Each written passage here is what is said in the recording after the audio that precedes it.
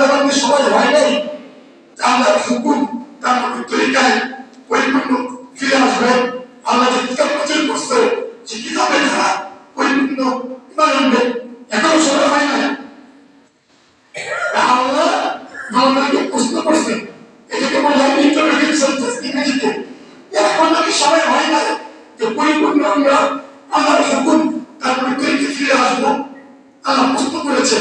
অতএব প্রত্যেকের উচিত যেহেতু জানি না তোমার মারাত্মক মতো ভালোই দেব, প্রত্যেকের উচিত যে ইনিস্তে আল্লাহর হুকুম তার তরিকায় চলে আসে।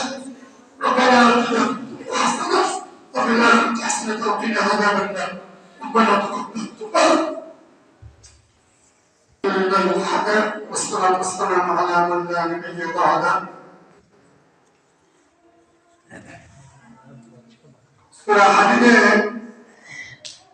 الضحى আপনারা আশ্চর্য হবেন, কোরআনের ক্ষেত্রে আল্লাহ বলছেন কোরআনকে আমি নাযিল করছেন, লোহার ক্ষেত্রে আল্লাহ বলছেন লোহা আমি নাযিল করেছেন। এক মাসের সময় তো আজকে উন্নতি হয়ে যাবে।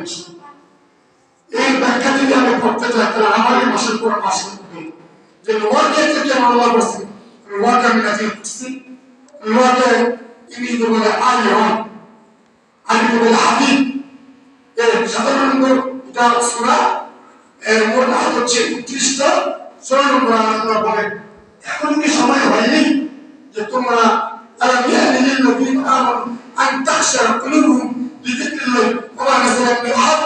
তোমরা আল্লাহর ভয়ে বিনীত হবা এবং আল্লাহর কিতাবে পরিপূর্ণ ফিরে আসবা।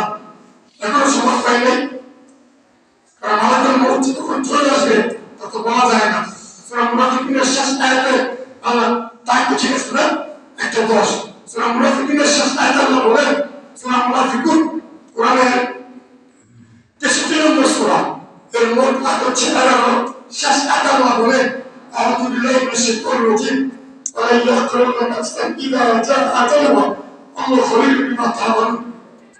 মালাকুল মউত আল্লাহ পাঠাবে এক মুহূর্ত আগেও না করতে পারে না।